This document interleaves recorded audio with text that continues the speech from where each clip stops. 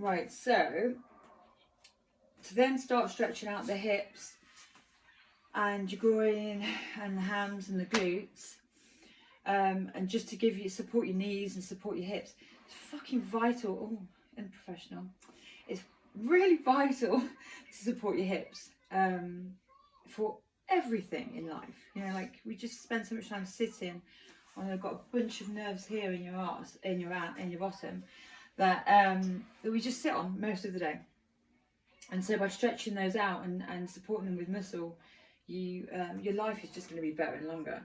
Right, so I would start by doing some standing poses which build energy, and they're going to build heat. It's going to build strength, but it's also going to lengthen the muscle and support the joint.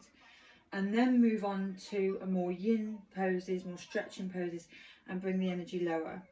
Okay, so I'd start with, we'll concentrate on hip openers, I think, like this time, and then maybe we'll work on neutral pose if you wanted anything else. But I'd start with Warrior 2 and hold it for a minute, maybe more, but start with a minute. So your front foot is facing the top of the mat, you can see, literally just straight up as though if your hips are straight, and then the back foot is turned out about between 30 degrees. You can have it at 45, but that's a very big opener, so I'd put it at 30 for now. So it is open in the hips, but because it's at 30, you're getting a little bit of support from that hip rather than straining it. And then you bend into that knee, making sure you can see your toes over your knees. So obviously you're not straining the joint. So at this point you can feel it in your hamstrings, in your groin and in your hips. And then the arms come out, open shoulders, open heart, all this is open. You don't have to tuck your bum in for this. It's neutral pelvis as such for an open pose, but you do knit your ribs in and tuck up your abs to support all of this, and then shoulders not hunched up to the ears, and then you look over your front fingers, and then you breathe long, slow breathing. And then when you feel that you're getting more comfortable in the pose, on your out breath, you can just sink it down a little bit more. When you just feel it's easing off a little bit, bring it down a little bit more. But make sure you can still see those toes.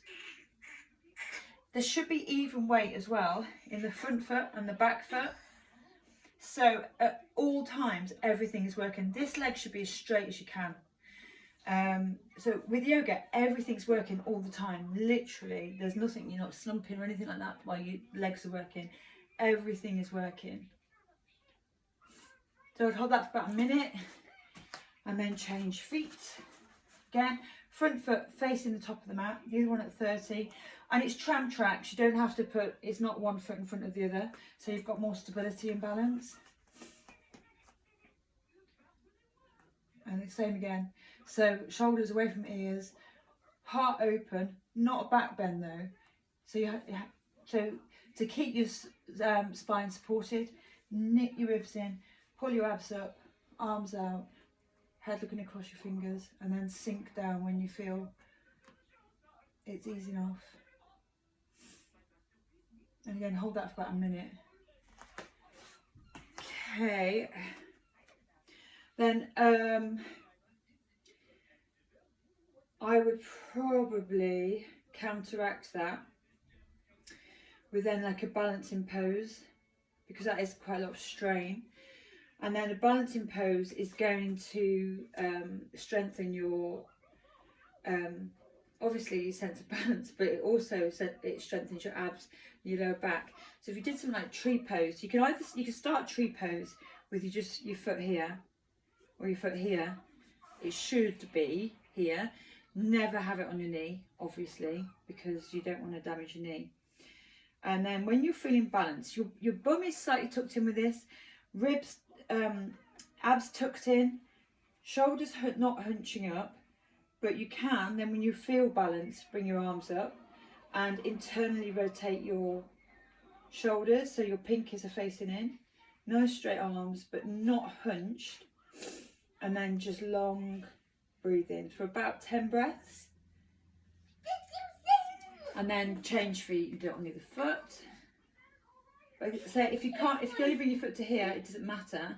Even if you have to keep your toe on the floor, it's just about learning that balance and counteracting.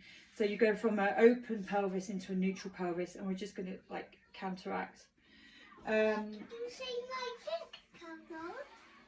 Did I? I don't know.